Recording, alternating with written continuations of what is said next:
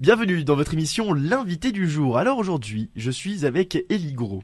Il fait partie des compagnons du devoir et on en parle parce que, d'ici quelques jours, donc du 19 au 21 janvier, ce seront les journées des portes ouvertes des compagnons du devoir. C'est l'occasion d'aller découvrir donc 3 maisons dans la région, Cagnes-sur-Mer, à l'Argentière, la BC, et à Marseille. Et donc, Élie Gros, vous faites partie des compagnons du devoir et vous occupez une place qu'on peut dire importante. Tout à fait. Donc moi je suis le prévôt des compagnons du devoir de la maison de Cagnes-sur-Mer. Le prévôt c'est le directeur. Les Compagnons du Devoir, c'est une des plus anciennes institutions de France. Elle valorise l'artisanat et lui permet de s'adapter, d'évoluer, de se moderniser. Qui est ou qui sont à l'initiative de sa création? C'est né d'une société de chantier, c'est né sur les chantiers au Moyen-Âge lors des bâtissements des cathédrales. Après ça reste théorique, on n'a pas de réelle trace écrite par rapport à ça. D'un côté, c'est bien, ça relève toujours une sorte de petit mystère. Alors, vous enseignez des métiers qu'on peut dire fondamentaux pour la société? Alors aujourd'hui, oui, on a créé 6 filières pour bien départager un petit peu les catégories de métiers.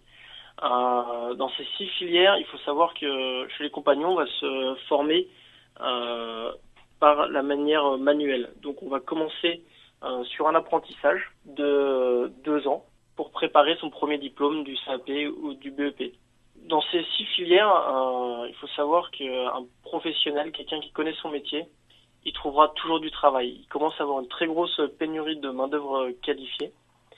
Donc, par ces filières du bâtiment, métier du goût, aménagement finition, matériaux souples, métallurgie industrie et métier du vivant, les jeunes n'auront vraiment aucun souci pour l'avenir. Combien de métiers sont enseignés au sein des compagnons? Ça représente 30 métiers. En passant du boulanger, du pâtissier, au maçon, sur les matériaux souples avec des métiers un petit peu moins connus comme scellés, garnisseurs, tapissiers. Et à l'heure actuelle, comment se place une structure comme la vôtre par rapport à l'éducation nationale? Alors, les compagnons, on est reconnus comme CFA, Centre de formation pour apprentis.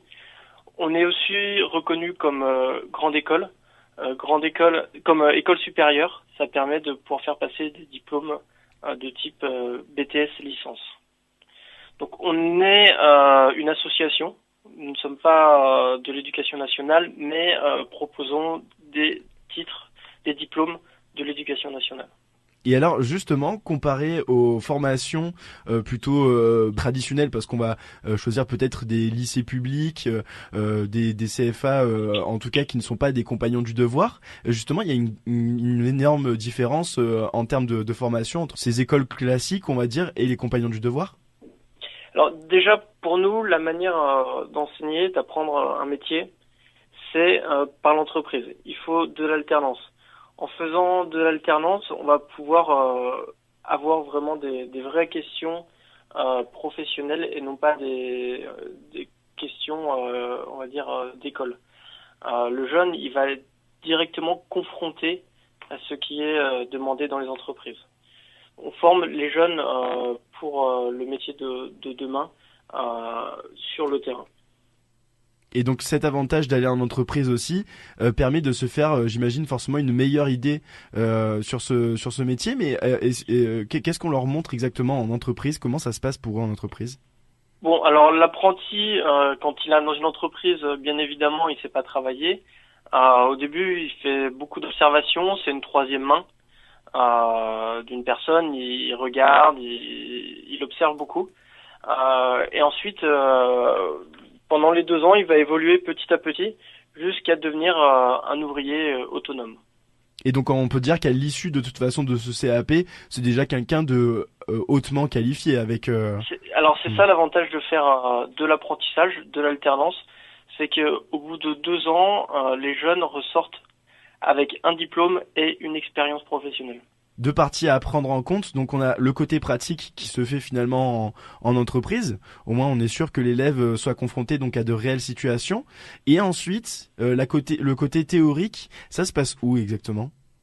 Alors le côté théorique, il va se passer chez les compagnons dans nos CFA. Principalement les métiers seront principalement dans la maison de Marseille. Après, pour tout ce qui est métier un petit peu plus rare, là on a des pôles d'excellence dans différentes villes de France. Alors pôle d'excellence, est-ce que c'est un terme, j'imagine volontaire que l'on utilise c'est parce qu'il y a déjà c'est un métier rare et en plus de ça, on a mis tous les moyens sur sur ces lieux-là justement. Voilà, on a préféré mettre tous les moyens sur un même lieu pour avoir les meilleurs formateurs possibles et le meilleur équipement possible pour les jeunes. On a également des partenariats avec des entreprises qui nous prennent régulièrement des jeunes, donc qui, elles, contribuent aussi à la formation et participent avec les compagnons. Donc, ce qu'on peut retenir aussi par rapport à ce que vous dites, c'est que selon le métier qu'on va choisir, on ne sera pas forcément amené à rester en fait là où on se trouve exactement. On sera peut-être amené à devoir déménager, à aller ailleurs en France. Alors, en général, ce qui se passe pour l'apprentissage, les jeunes sont ce qu'on appelle non-résidents, c'est-à-dire qu'ils dorment chez leurs parents, vont la journée en entreprise et toutes les 6 semaines partent 2 semaines au CFA. Donc là, ils partent 2 semaines au CFA. Donc, généralement, c'est à Marseille. Pour les métiers un peu plus rares, ce sera sûrement Paris ou Lyon. Et ensuite, pendant ces 2 semaines, les jeunes vont faire tout ce qui est théorique pour les préparer au diplôme. Et alors, si on parle maintenant des métiers, parce que on peut, j'ai trouvé certaines idées reçues sur le fait qu'en fait on enseigne des métiers de manière très traditionnelle, alors qu'apparemment c'est pas vraiment le cas. Donc, dans un premier temps, on va commencer par apprendre le métier à la main. On va apprendre, par exemple, un charpentier va apprendre à utiliser une scie. Mais très rapidement, dans ces 2 premières années, il va apprendre également à dessiner des plans de charpente sur ordinateur. Les métiers évoluent énormément, donc les jeunes sont formés pour pouvoir répondre aux besoins des entreprises. Mais alors Ils l'enseignement. travaillent aujourd'hui avec beaucoup de numérique. Mhm. Et l'enseignement de base chez les compagnons était, c'était l'artisanat, c'était les métiers traditionnels. Donc l'artisanat, c'est tout simplement modernisé. Et est-ce que malgré cette modernisation des méthodes de travail, est-ce que l'on conserve quand même ce côté traditionnel chez les compagnons du devoir? Alors, on a gardé toutes les valeurs humaines chez les compagnons. Mhm. Les jeunes vivent dans une communauté avec d'autres jeunes. On a gardé ces valeurs humaines du partage, de la transmission des métiers, mais avec de nouveaux moyens qui sont les moyens d'aujourd'hui recherchés dans les entreprises. Et alors, si on parle maintenant des profils, qui peut venir eh bien s'inscrire chez les compagnons du devoir? Est-ce que tous les âges sont acceptés? Est-ce que en fonction de son âge ça change ou est-ce que on prend que des jeunes essentiellement chez les compagnons? Alors aujourd'hui, on prend des jeunes à partir de 16 ans qui sortent d'un cursus de 3e classique. Mais on axe maintenant principalement le recrutement sur des jeunes qui ont déjà un bac général, qu'on appellera prépa métier. Et alors par contre, qu'est-ce qui se passe à ce moment-là justement? Il y a une différence, j'imagine, entre ceux qui ont déjà des diplômes et ceux qui n'en ont pas encore? Donc tout à fait, ils seront pas mélangés, ils seront dans 2 groupes bien distincts. Et c'est les jeunes en général ressortent avec un niveau supérieur au niveau de celui de CAP, puisqu'ils avancent très très vite avec leur niveau. Ils n'ont pas toutes les matières générales à repasser. Et alors par contre pour voilà pour ceux qui n'ont pas de diplôme, donc ils seront amenés après à avoir de toute façon des cours traditionnels et ce sera donc un diplôme traditionnel. Tout à fait, voilà, ce sera un diplôme traditionnel. Alors aujourd'hui, chez les compagnons, on pousse, les jeunes nous demandent à passer des diplômes de niveau BTS et licence. Donc c'est vrai qu'il est beaucoup plus simple de repartir après sur un BTS, par exemple, conducteur travaux, maçonnerie, si on a déjà un bac général. C'est pour ça que on essaie genre les jeunes qui viennent chez nous maintenant ont très souvent un bac ou un BTS. Et alors, si on parle de la vie maintenant, donc on s'inscrit chez les compagnons du devoir, comment ça se passe la vie chez les compagnons du devoir? Qu'est-ce que l'on doit faire? Et qu'est-ce que l'on peut faire surtout? Alors, chez les compagnons, donc comme je le disais tout à l'heure, on commence par un apprentissage de 2 ans, Mhm. 2 ans dans la même ville, et ensuite on va proposer à un jeune de partir sur ce qu'on appelle le Tour de France. Le Tour de France, c'est environ 4 ou 5 ans où on va voyager en France et à l'étranger, avec une durée de 6 mois à 1 an dans chaque ville. Et alors, cette expérience apporte quoi en plus de la formation? Alors déjà, c'est d'avoir un maximum d'expérience professionnelle dans différentes entreprises. Quand en 5 ans, on a fait 6 ou 7 entreprises, on a vu énormément de choses qui nous permettent de maîtriser toutes les différentes façons de travailler. Et est-ce que en fonction généralement des régions, ça peut changer les méthodes de travail? Il peut y avoir aussi d'autres façons de faire? Alors oui, l'architecture est vraiment différente dans toutes les régions de France. Aujourd'hui, on va dire que ça a tendance à devenir assez uniforme, et c'est pour ça qu'on a ouvert le tour à l'international. Les jeunes partent dans tous les pays du monde. On a une 50aine de pays d'ouverts. Les jeunes partent pour voir différentes façons de travailler dans les autres pays. Donc là, quand ils reviennent d'une expérience à l'étranger, c'est une véritable plus-value sur le CV. Et alors donc j'imagine voilà forcément que c'est déjà très motivant de chez les compagnons de se dire que bah voilà au bout de notre diplôme on va pouvoir voyager dans la France, donc découvrir des techniques d'ailleurs et en même temps voyager à l'étranger. Alors par contre voyager à l'étranger apporte quoi? Est-ce que les méthodes sont j'imagine radicalement différentes? Alors on se rend compte déjà que en sortant de chez les compagnons et avec le savoir-faire français, on a déjà qu'on maîtrise vraiment un métier. En France, on a la chance d'avoir encore une culture ouvrière qui permet d'avoir de très très bons professionnels. Ensuite, en partant à l'étranger, les jeunes vont également revenir en étant très souvent bilingues, puisqu'ils partent, par exemple, quand ils partent en Angleterre, ils ont également des cours d'anglais en parallèle, ce qui permet de pouvoir aussi communiquer et de pouvoir demain travailler à l'international. Donc forcément plein d'avantages à aller faire ces voyages chez les compagnons. Alors on va parler aussi de votre actualité. On va parler de votre actualité. Déjà, je rappelle forcément qu'il y a les journées portes ouvertes. Ce sera donc du 19 au 21 janvier. On pourra aller visiter donc l'ensemble des maisons des compagnons du devoir. Alors il y en a 3 dans notre région. Je vous donne les noms. Hein, c'est Cannes-sur-Mer, l'Argentière, l'ABC et Marseille. Alors ces journées portes ouvertes, elles nous permettent d'aller découvrir les maisons forcément des compagnons du devoir. Qu'est-ce que l'on va présenter? Qu'est-ce que l'on va pouvoir y découvrir? Enfin, qu'est-ce que vous allez présenter au public qui va se rendre là-bas? Et qu'est-ce que l'on va pouvoir y voir? Et qu'est-ce que l'on peut y faire? Alors, les jeunes, en venant aux journées portes ouvertes, déjà, dans un premier temps, ils vont pouvoir s'imprégner un petit peu de l'ambiance qu'il y a dans les maisons, puisque tous les jeunes seront là, tiendront des petits ateliers vivants pour présenter leur métier. Alors, par exemple, on va faire venir une forge avec des jeunes qui vont forger devant le public pour montrer un petit peu le métier de métallier.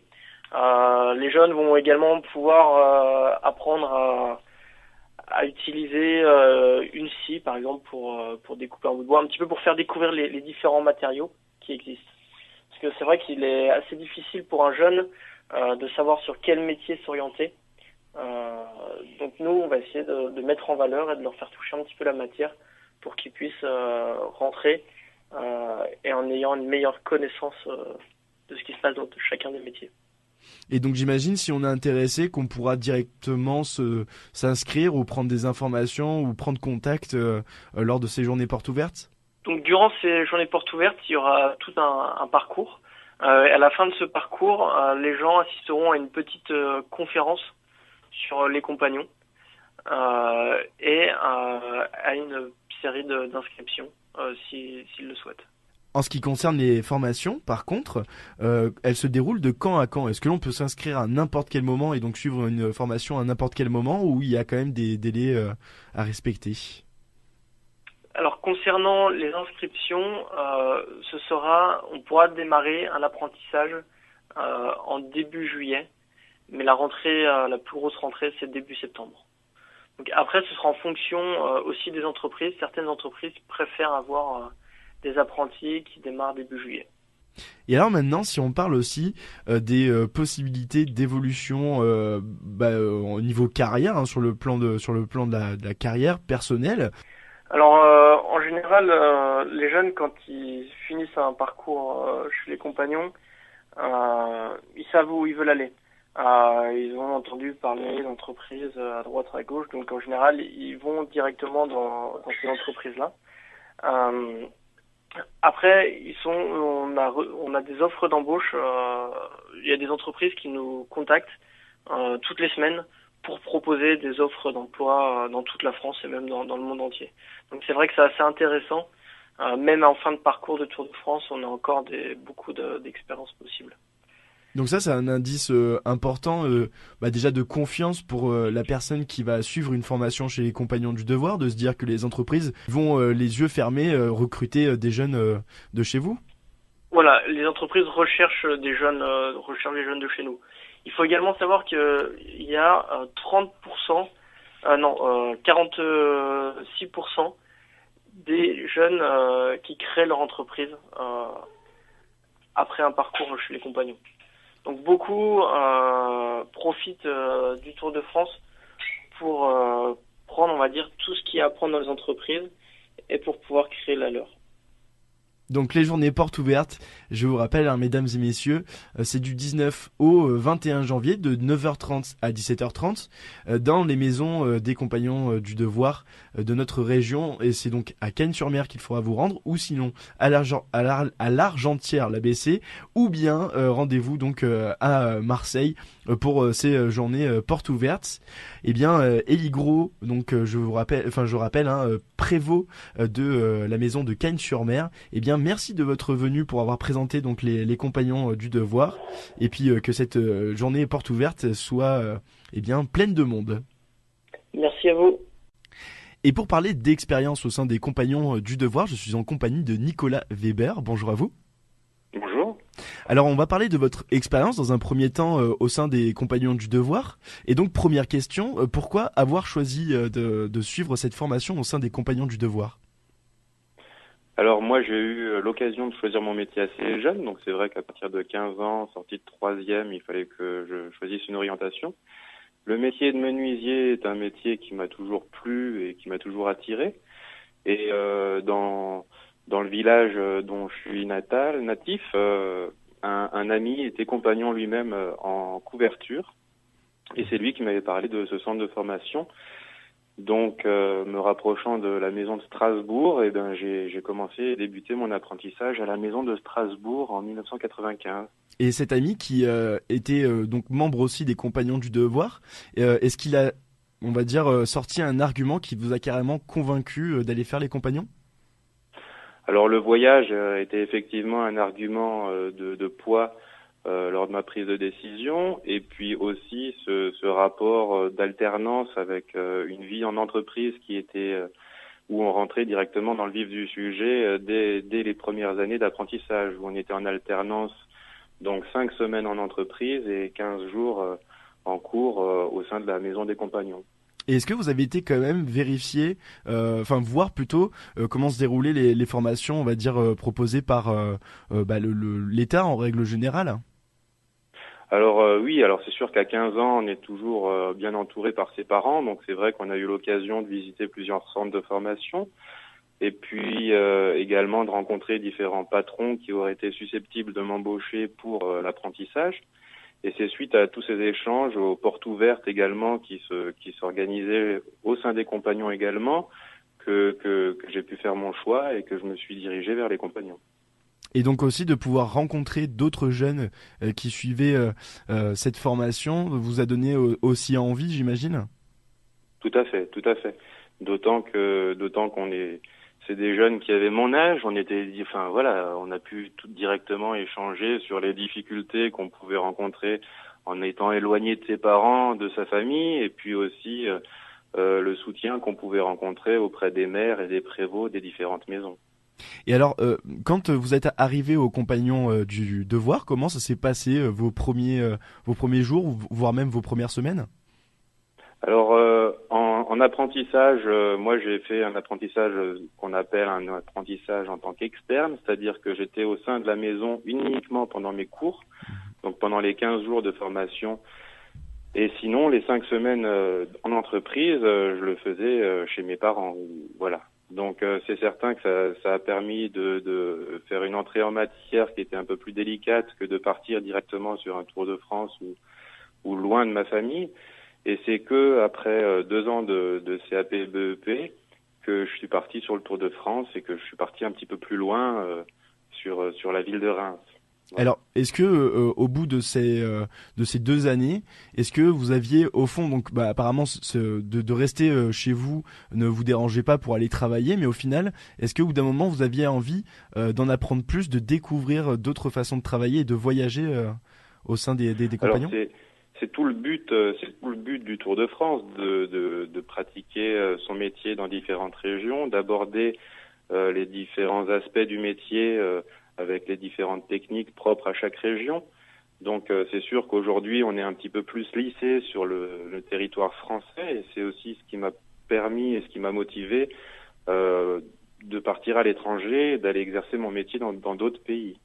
Ah, donc vous n'êtes pas resté seulement en France, hein, vous êtes parti à l'étranger, vous êtes parti dans quel pays par exemple? Alors je suis parti en Irlande pendant 1 an dans une entreprise dans laquelle on était un petit peu spécialisé dans la menuiserie de pub, on va dire, donc et de restauration de monuments historiques. Donc ça, j'ai passé 1 an là-bas qui a été très riche et formateur. En plus du métier, j'ai pu apprendre la langue. Donc c'est vraiment quelque chose qui a été formateur. C'était enrichissant. Et j'imagine que voilà, vous avez fait. Et vous avez fait la Suède, j'imagine aussi? Alors non, j'ai fait le Québec. J'ai fait le Québec et pareil, du coup, l'Amérique du Nord, avec toutes les forêts et tout ce qu'on peut imaginer quand on est petit français, et d'aller dans un territoire où en plus on parle français et découvrir d'autres cultures. C'est vrai que c'est des expériences qui sont très riches. Et alors, c'est vrai que pour le coup, là, on peut partir très très loin, mais ça se passe comment les voyages à l'étranger? Est-ce que vous choisissez? Est-ce qu'on vous fait des propositions? Alors, à la base, c'est quand même un choix personnel de partir à l'étranger, et puis les destinations restent également des choix personnels. Donc, c'est certain qu'après, il faut aussi se rapprocher du compagnon qui s'occupe des départs à l'étranger pour savoir si on a des points de chute sur place, si on a des entreprises qui sont prêtes à nous embaucher et à nous accueillir dans leur pays. Outre le point de vue professionnel, donc l'enrichissement professionnel de par la formation, le Tour de France, puis ensuite les voyages à l'étranger, j'imagine que sur le plan personnel, ça vous a apporté énormément.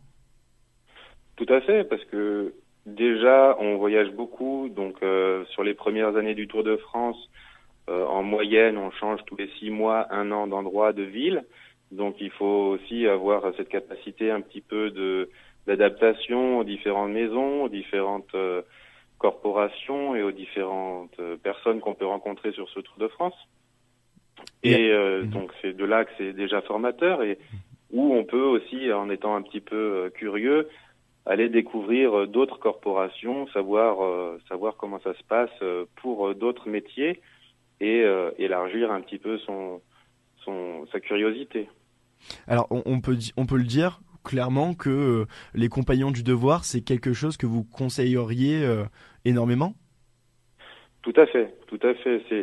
C'est un centre de formation qui est enrichissant d'un point de vue professionnel, mais aussi d'un point de vue humain, parce qu'on rencontre des gens qui sont absolument extraordinaires, et que du coup le contact aujourd'hui peut se faire très très facilement et peut perdurer. Moi j'ai des contacts et des amis que je garde depuis mes premières années de Tour de France et mes premières années au sein des compagnons. Et justement aussi la vie en communauté, j'imagine que c'est un des points forts des compagnons du devoir? Oui, tout à fait. Donc c'est vrai que la communauté, c'est quelque chose qui soude le compagnonnage. C'est grâce à elle que les maisons existent, vivent et avancent aujourd'hui. Et alors aujourd'hui, donc vous êtes patron de votre entreprise. Est-ce que pareil, cette formation vous aura énormément aidé? Alors oui, d'autant qu'aujourd'hui j'accueille des jeunes du Tour de France au sein de mon entreprise en apprentissage ou même sur le Tour de France. Et c'est sûr que cette retransmission est également un point important pour les compagnons. C'est la base du compagnonnage, la retransmission. Il y a justement un des points forts aussi des compagnons du devoir, c'est qu'en règle générale, une bonne partie des élèves, donc là j'ai pas de chiffres, mais une bonne partie des élèves créent leur entreprise. Après c'est pas forcément après le Tour de France, mais dans tous les cas, les élèves qui sont passés donc par les compagnons du devoir finissent par créer leur entreprise. Est-ce que ça vous a aussi facilité la tâche en tant que compagnon pour monter cette entreprise? Alors je pense que ça reste des choix très très personnels de créer son entreprise. Pour certains, c'est un aboutissement. Pour d'autres, c'est pas forcément nécessaire. Ça, c'est vraiment un choix personnel de s'installer. Pour moi, c'était un peu un aboutissement. C'est sûr que d'avoir sa propre entreprise et de pouvoir embaucher et faire vivre ou accompagner des gens sur une formation ou dans un métier, c'est quelque chose qui pour moi est très très important. Et si on parle des valeurs que transmettent les compagnons du devoir? Alors oui, évidemment, parce que pour vivre en communauté, il est certain qu'il faut des règles, il faut un chemin de conduite. Aujourd'hui, c'est certain que on peut pas faire ce qu'on veut quand on est dans des maisons et le respect de tout le monde et de chacun est très important. Donc évidemment, je pense que qu'on soit patron, qu'on soit simple enfant, fils ou accompagnant, les valeurs de fraternité, de soutien sont des valeurs essentielles aujourd'hui. Et alors je reviens sur les journées portes ouvertes, puisqu'elles ont lieu donc ce 19 janvier jusqu'au 21 janvier. L'occasion donc d'aller découvrir des maisons de compagnons du devoir. Alors apparemment c'était quelque chose qui dans votre choix vous a beaucoup aidé. Donc vous recommanderiez à des jeunes ou des gens un peu plus âgés, parce que c'est pareil, c'est vrai qu'on peut y aller à n'importe quel âge aussi, aux compagnons du devoir. Donc vous conseilleriez aux personnes qui seraient donc intriguées par les compagnons du devoir et qui voudraient en savoir plus, d'aller aux journées portes ouvertes? Absolument, absolument. Les compagnons aujourd'hui, c'est un patrimoine. Je pense qu'on peut considérer presque ça comme un patrimoine français. Mais c'est quelque chose qui est encore trop peu connu à mon goût ou mal connu, et c'est vrai que j'invite tout le monde à aller visiter et rencontrer les compagnons dans les maisons et même dans leurs entreprises. Eh bien, Nicolas Weber, merci de votre passage dans notre émission pour nous parler un petit peu plus des compagnons du devoir à l'occasion des journées portes ouvertes. Eh bien, à bientôt. À très bientôt.